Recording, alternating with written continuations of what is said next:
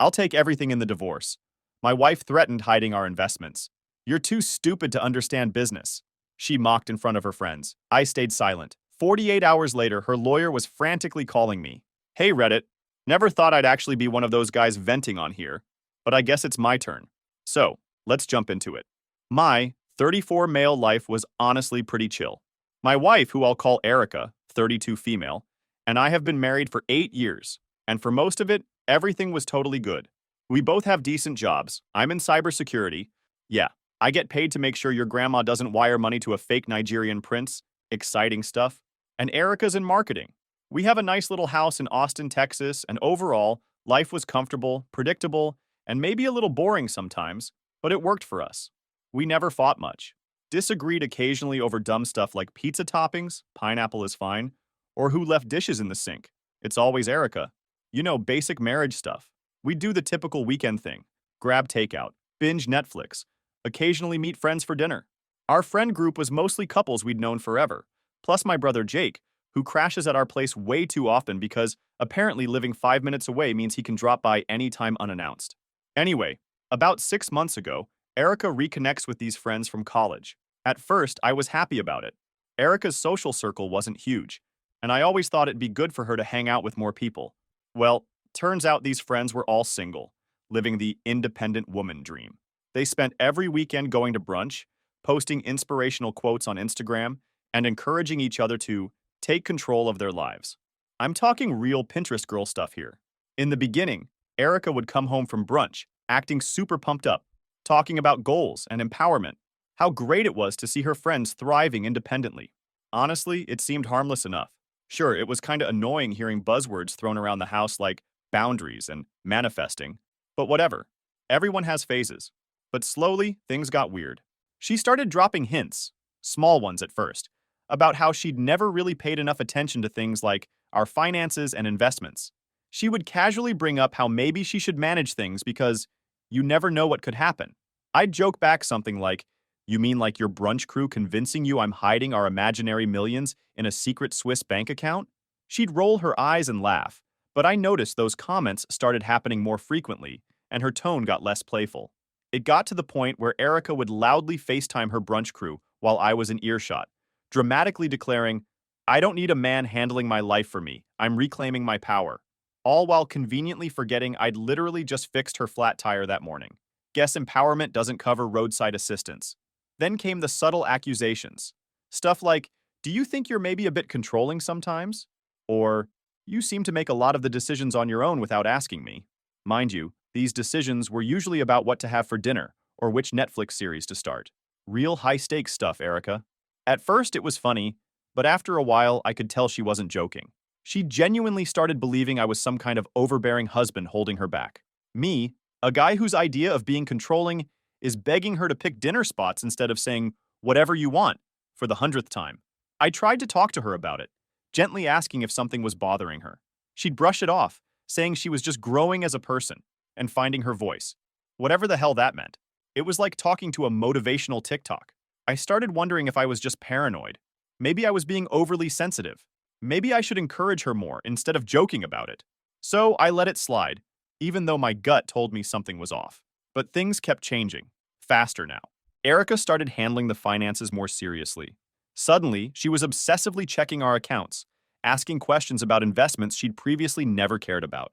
Now, don't get me wrong, I'm not some finance wizard, but my job literally involves catching sketchy online transactions. I'm the last person who wouldn't notice if something was off. Erica, however, seemed convinced I was clueless, and she'd casually remind me how lucky I was to have her keeping an eye on things. She would casually toss out phrases she clearly picked up from Instagram like, financial freedom is real freedom, or my personal favorite, women need to run their own finances, because men will never get it. All this said with a straight face while sipping a latte I literally just paid for. It started to irritate me, but I figured if she wanted to feel more involved, then fine, let her handle it.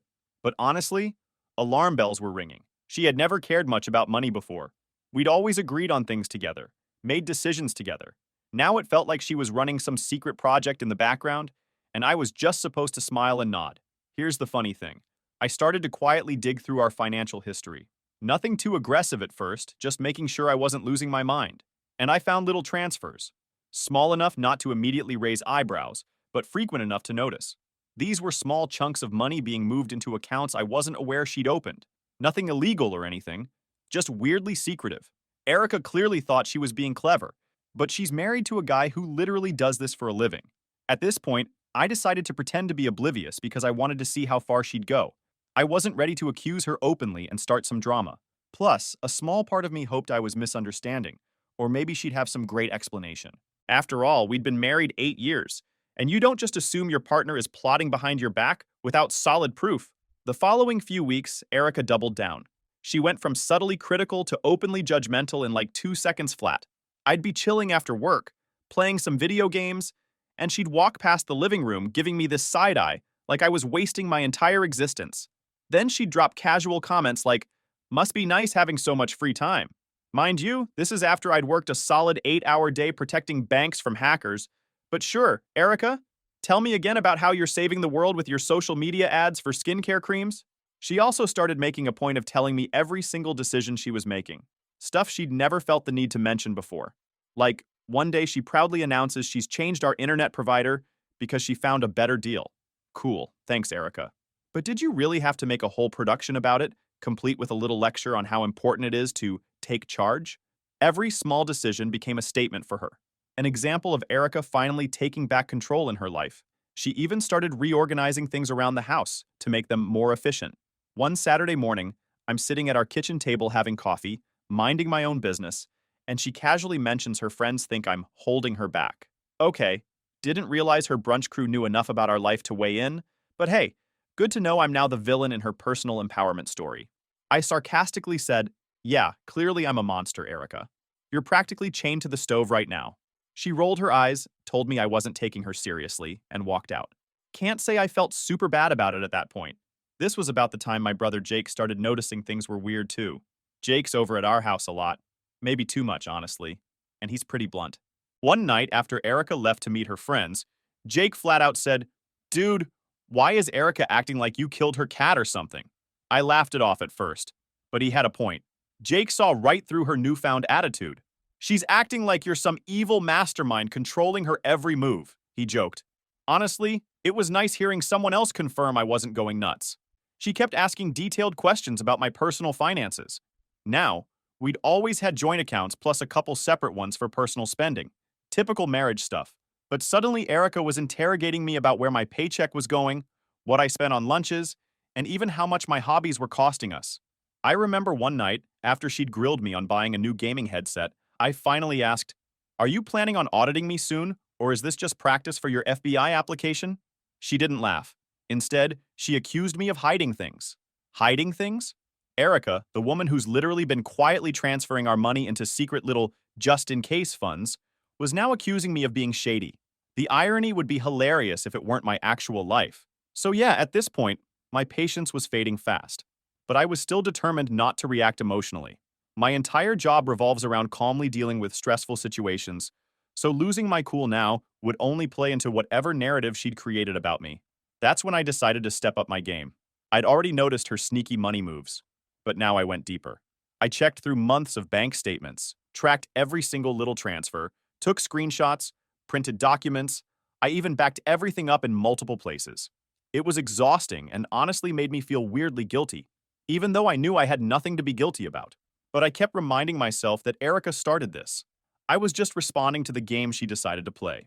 While doing this, I stumbled upon even more stuff that honestly made me feel sick.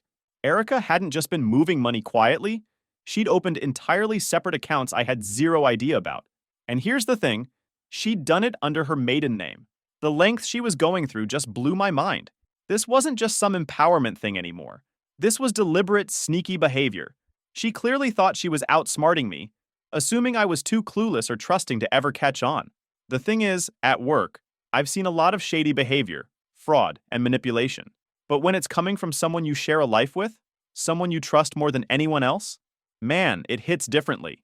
I found myself wondering, did I ever really know Erica? It was seriously depressing. The wife I'd been married to for 8 years felt like a complete stranger now. I guess the worst part was knowing a confrontation was inevitable, yet still hoping I could somehow avoid it. Denial's a hell of a drug, But as I'm learning, you can only pretend for so long. Fast forward a bit. Erica decides we should host this dinner party at our place. Normally, I'd be fine with that. We used to do it all the time.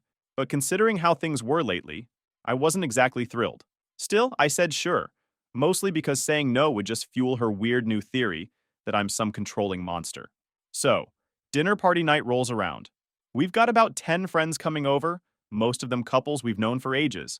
But Erica also insisted on inviting two of her new single brunch buddies, because apparently we needed a live audience to witness Erica 2.0 in action. I'm setting things up in the dining room when Jake swings by early to help out. He immediately picks up on my mood and gives me that typical brotherly wisdom. Dude, just fake a stomachache and hide upstairs. It's not too late. Trust me, Jake. I considered it. But no, I was determined to suck it up for one night and pretend everything was normal. When our friends start arriving, the tension isn't super obvious at first. Erica was acting extra cheerful, greeting everyone like she's some kind of lifestyle influencer hosting an event. Her single friends, Kelsey and Marissa, were over-the-top enthusiastic about literally everything. Our place settings, our curtains, even the stupid candle Erica lit. OMG, so cozy! Calm down, Marissa. It's a candle from Target, not Buckingham Palace. When we finally sat down to eat, and initially it was fine. Normal small talk, catching up, the usual. Jake keeps giving me side eyes from across the table every time Erica says something overly exaggerated about how busy she's been lately, like she's now CEO of her brunch group. Then Erica starts casually telling everyone how she's been taking control of things at home. At first, it's innocent enough, talking about rearranging furniture, organizing kitchen cabinets, whatever. Our friends politely nod along, probably not caring that much. But soon it takes a turn. After a couple rounds of drinks, she loudly announces she started handling all our finances because, and I quote, well, someone has to make sure we don't go bankrupt. She says it with this forced joking tone, but it immediately kills the vibe. Everyone stops talking and kinda awkwardly laughs, looking between us like, did she really just say that? At this point, I'm silently gripping my fork, wondering if anyone would notice if I stabbed myself with it to escape. Erica, though, just keeps going. Honestly, you guys have no idea how he sucks when it comes to money. If it weren't for me, we'd probably be living in a cardboard box. Her brunch friends giggle like it's hilarious, but everyone else looks super uncomfortable. Jake, God bless him, tries to change the subject immediately, loudly asking if anyone's seen that new Netflix documentary about cults. Probably not the best topic switch, but hey, points for effort. But Erica doubled down. She starts talking directly to Kelsey and Marissa like the rest of us aren't there. You girls were totally right. Men just don't get it. Like, if we leave them in charge, they'll just spend everything on video games and junk food. Cue fake laughs from brunch crew, cringing from literally everyone else. At this point, I'm torn between confronting her right there or just getting up and leaving. But my stubborn side kicks in.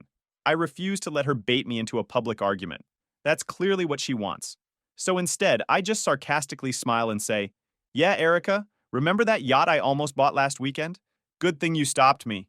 She narrows her eyes, clearly annoyed I didn't lose my cool, and quickly pivots. Jokes aside, it's important for women to know exactly where their money is going. We can't let ourselves depend on someone who doesn't respect our financial goals. That comment lands like a brick. Now it feels like everyone at the table is silently asking themselves, are we witnessing a divorce announcement right now? Finally, one of our close friends, Alyssa, bravely chimes in, trying to save the night. Well, you guys have always seemed like a good team to me. Erica just shrugs. Clearly irritated someone challenged her narrative. Things aren't always what they seem, she replies dramatically. Marissa nods sagely, like Erica just dropped the wisdom of the century. At this point, Jake gives me the universal abort mission look. I take his advice, stand up casually, and say I need to grab something from the garage. But instead, I walk outside, take a deep breath, and call Jake's phone. Can you pretend something came up and we have to leave immediately? Jake doesn't miss a beat. 2 minutes later, he comes outside loudly declaring we have to go help our dad with some imaginary plumbing emergency. I head back in briefly to apologize for leaving early. Erica gives me a sharp glare but says nothing. As we're walking out the door, Jake whispers, dude, are you married to Dr. Jekyll and Mrs. Hyde? I honestly don't even know anymore. The car ride back to Jake's place is silent for a minute. Finally, he asks if I'm okay. I shrug it off, saying I'm just tired, but he sees right through it. You know she's trying to provoke you, right? He says bluntly. You gotta deal with this. And he was right. This dinner felt like the breaking point. Erica wasn't even hiding her disdain anymore. It's like she's actively trying to embarrass me in front of our friends. Whatever she was planning, it was not subtle anymore. I realized then that avoiding confrontation isn't going to cut it. The longer I waited, the worse it was going to get. But I still didn't figure the right time to do it. Because the day after that dinner, I came back home in the morning and she acted like everything was completely normal. Like she hadn't just dragged me in front of our friends. She woke up early, made coffee, something she rarely does, and greeted me with this overly cheerful, "Good morning, sleepyhead," like we were starring in some cheesy sitcom. Honestly, it felt a bit psychotic, but I played along because starting a fight at 7 a.m. on a Sunday just didn't sound appealing. I spent most of the morning sitting around, trying to figure out exactly what her endgame was. Was she actively pushing me away? Did she want me to confront her? At this point, nothing made sense. While she was loudly reorganizing the pantry, because apparently canned beans weren't in line with her new empowerment philosophy or something, later that afternoon, my sister Mia called. Mia's great. We've always been close, and she's never afraid to tell me exactly what she thinks. Usually, I appreciate her honesty, but today I wasn't exactly in the mood. She immediately jumped right in. "So Erica's been texting me some weird stuff. Like, are you seriously keeping her trapped in the house or something?" I honestly laughed out loud at first. "Yeah, Mia, she's chained to the dishwasher as we speak. Send help." Mia didn't laugh back, just sighed dramatically. "You know what I mean. She's acting like you're suddenly super controlling. What's going on?" Great. Now Erica had officially dragged my family into this. I explained everything. The brunch friends, the weird accusations, the secret bank accounts. Mia went from skeptical to pissed real quick. "Wait, seriously? And you haven't confronted her yet?" She wasn't wrong. I'd been avoiding this confrontation because, frankly, I didn't even know where to start. Mia called me an idiot, but lovingly, then told me bluntly that this whole avoid and deny tactic wasn't going to fly anymore. A few days later, Erica's dad, Ron, randomly called me. Ron and I have always had a decent relationship. Typical father-in-law stuff. So when he called, I assumed maybe Erica had said something to him too. And yep, I was right. Ron immediately sounded uncomfortable. "Hey kid, Erica's been talking about some stuff lately, saying you're trying to control everything she does. Is everything okay over there?" For some reason, hearing Ron say this hit harder than hearing it from Mia. I'd always respected Ron, and the idea of him even briefly thinking I was some manipulative jerk seriously bothered me. So I laid everything out, calmly and clearly, telling him exactly what had been going down. At first, he seemed confused, asking questions like, "Are you sure she's purposely moving money around? Maybe there's a good reason." But when I mentioned she'd opened accounts in her maiden name, even he couldn't defend it. There was a long silence before he finally sighed deeply. "I'm sorry, son. Erica's stubborn as hell. Always been. But this isn't right." Ron promised to talk to her, but honestly, I wasn't sure that would help. If anything, I worried it would just feed into her narrative of me being controlling or whatever. Still, having Ron at least hear me out felt oddly reassuring. Jake, meanwhile, was having none of Erica's games. He started texting me regularly, checking in and calling Erica the Brunchzilla. It was funny at first, but quickly became clear he was genuinely worried.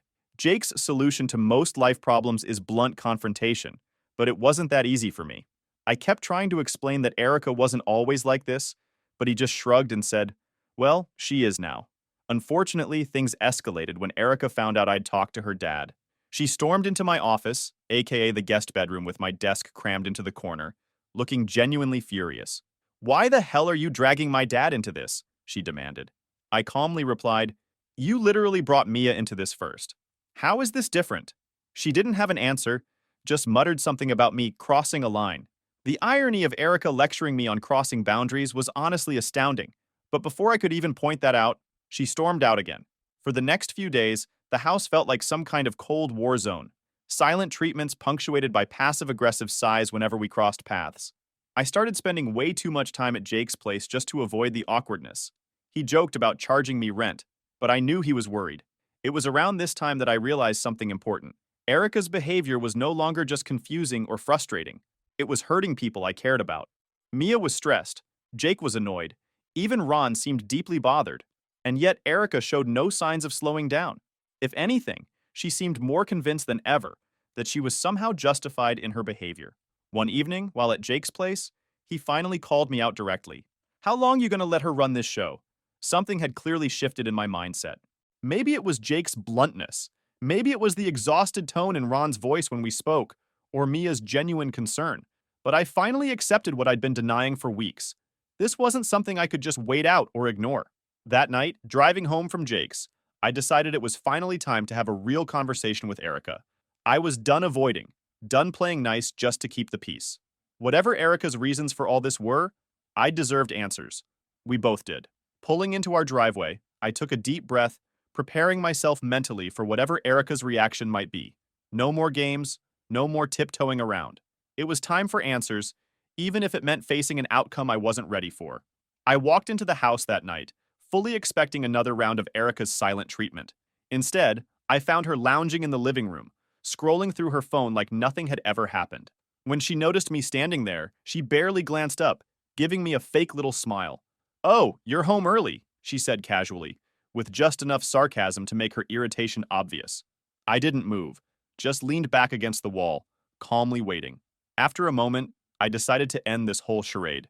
"Erica, we need to talk." She let out an exaggerated sigh, as if I'd just asked her for something ridiculous, and dropped her phone dramatically onto the couch. "Fine. What?" "What's going on with you?" I asked flatly. "You've been acting strange, moving money around behind my back, talking trash about me to our friends. What's the point of all this?" She rolled her eyes, clearly annoyed I'd called her out. "Oh my God, you're so dramatic. I've just been handling our finances responsibly, since clearly you're incapable."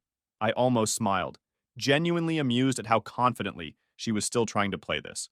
"Opening secret accounts under your maiden name? That's your definition of responsible?" She jumped to her feet, instantly defensive. "Because I can't trust you to look out for me.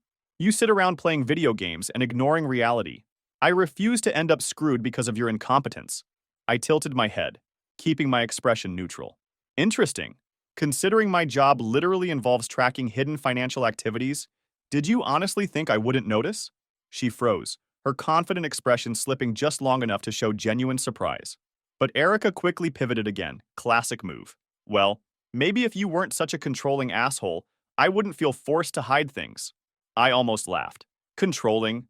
Erica, you've reorganized the house without telling me, changed service providers, and started monitoring every penny I spend. If either of us is controlling, it's not me." She shook her head bitterly. "You don't get it. Every weekend at brunch, it was another horror story. Men who emptied joint accounts overnight. Marissa's sister lost everything. I know you're not them, but how could I be sure?" I got scared. I sighed heavily. "So your friends telling nightmare stories justified hiding money and turning everyone against me?" Glared defiantly, snapping, "No, I just finally learned my worth. I don't need your permission to protect myself. Independent women don't wait around for men to make decisions." I raised an eyebrow, calmly replying, "Funny how independence conveniently meant using my paycheck while secretly funneling away money. Guess empowerment only counts if I'm footing the bill?" She stared back silently, finally running out of things to throw at me. For the first time in a long time, she looked genuinely cornered. After an awkward pause, she shook her head, shifting tactics. Her voice was lower, almost defeated, but she tried to mask it with stubbornness. "You know what? This isn't working. You don't get it. I want a divorce, and I'll take everything and leave you with nothing." I met her eyes steadily, completely unfazed. I'd seen this coming a mile away. Her actions for the past few months had already told me everything. I didn't flinch, didn't react, just nodded calmly. "All right."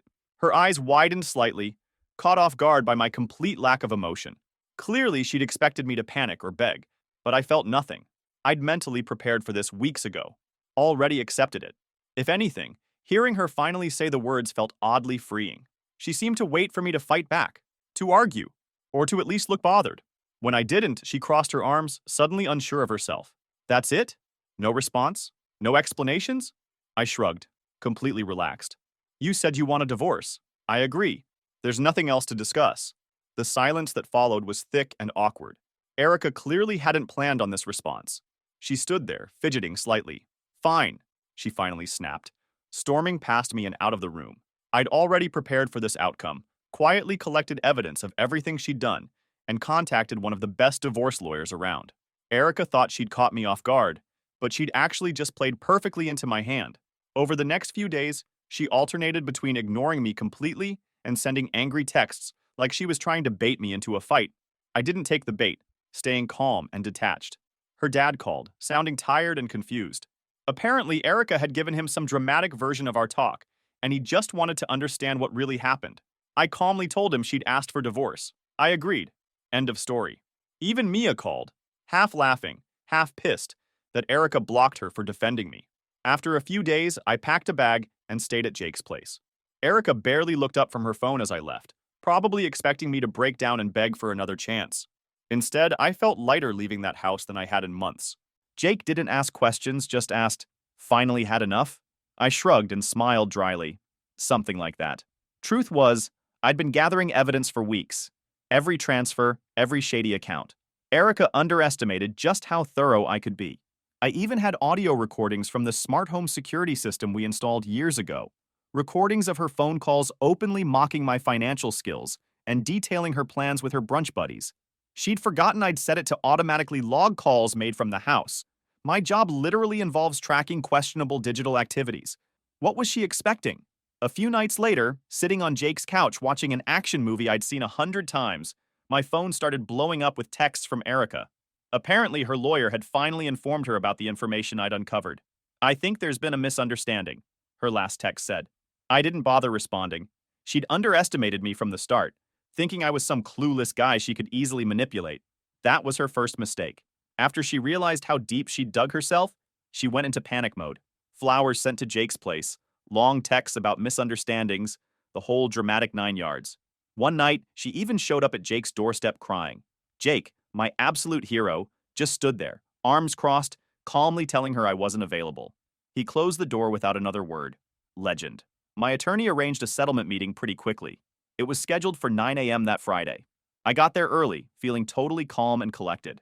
Honestly, after everything Erica had pulled, I wasn't even nervous, just ready to get this over with. At 8:55, my lawyer's phone buzzed. Erica was running late. Typical. At 9:30, Erica's lawyer finally showed up, alone and visibly uncomfortable. "My client is indisposed," he mumbled awkwardly. Later, we found out Erica had some kind of emotional meltdown that morning and flat out refused to attend. Not surprised. We rescheduled for the next week. In the meantime, I heard from Erica's dad, Ron, who sounded genuinely exhausted. "She's always been stubborn," he said with a tired sigh. "Once she realized you know her games all along, she completely lost it. Pride always was her downfall." I didn't argue. He was right. When the next settlement meeting rolled around, Erica actually showed up this time, though she was almost unrecognizable. She walked in quietly, her eyes avoiding mine. Gone was the smug attitude. In its place was someone defeated. Her lawyer started presenting their revised settlement offer without any bravado this time. It was fair. More than fair, really. A clean 50-50 split of our legitimate marital assets. Erica agreed to return all the hidden money she'd siphoned into her secret accounts, including 2 offshore accounts she'd opened, one in Belize, another in the Cayman Islands. She clearly never expected me to find those, but tracking hidden assets was literally my old job. Seeing her face pale when my attorney calmly mentioned the offshore accounts was genuinely satisfying. In the settlement, I kept all my retirement accounts intact. Erica would keep the house, but with a sizable equalization payment to me, essentially buying me out. We each kept our own vehicles. She even agreed to cover 70% of my legal fees, something I hadn't anticipated, but my attorney easily secured. As we signed the preliminary documents, Erica finally looked at me directly for the first time in weeks. Her voice was small and uncertain. "I don't understand why you didn't fight back sooner," she said softly. "All those times I made decisions without you, or talked over you with our friends. You just let me." I kept my voice steady, calm. "It wasn't about letting you, Erica. I thought we were partners. It's called respect." Her lawyer gathered his things and left quickly, clearly wanting no part of the awkwardness. Erica lingered for a moment, looking lost and tired. She finally spoke again, quieter now. "For what it's worth, I didn't start hiding money because I stopped loving you. I started because I was scared I'd end up with nothing." I raised an eyebrow. "So your solution was to destroy us first?" She didn't have an answer. I stood up, ready to leave. Her dad was waiting for me in the lobby, offering a firm handshake. "You handled this with way more grace than she deserved," Ron said sincerely. "Just know we don't blame you." "I don't blame her either," I replied calmly. And honestly, it was true. My anger had burned out weeks ago, replaced by a strange, quiet sense of closure. In the weeks following, everything was finalized rapidly. Erica transferred all hidden funds back, and everything was divided as agreed. My attorney had done his job exceptionally well, ensuring there were no loose ends. My credit took a slight hit from all the mess, but it was quickly recovering. Socially, things were a mixed bag. Some friends took Erica's side initially, but after they heard the truth, including audio recordings of her openly mocking my financial skills, they quickly changed their stance. Her best friend even called me, apologizing for believing Erica's version. Others stayed neutral, trying to avoid the drama entirely. Surprisingly, her family stayed in contact. Her sister texted occasionally to check in, and Ron even invited me to golf, reminding me that divorce ends marriages, not every relationship. Erica eventually decided to sell the house and move out west, probably to be closer to her brunch group. I heard she planned on working for a relative's business, likely a fresh start. I genuinely wished her luck. Then yesterday, I got a handwritten letter from her. Short, simple, honest. I'm sorry for who I became and how I treated you. You deserved better. I'm getting help to figure out why I did what I did. I don't expect forgiveness, but I needed you to know. I haven't decided if I'll reply. Maybe some closure is better left silent. Looking back now, I feel strangely grateful. Erica's betrayal forced me to reclaim control, reminded me of my worth, and proved I'm stronger than I ever thought. When a colleague asked if I regretted hiring such an aggressive attorney, given the cost, I simply said, "The price of peace is standing your ground." And that's exactly what I did. Life is moving forward again. I got a new apartment, started reconnecting with friends I'd drifted from, and even joined a hiking group. I'm honestly okay. Better than okay. So, Reddit, thanks for sticking with me through all this chaos. I learned to trust my gut, document everything, and that how someone treats you reflects their character, not yours. It's finally time to write new stories instead of revisiting old ones. This chapter's officially closed, and I'm genuinely excited about what's next.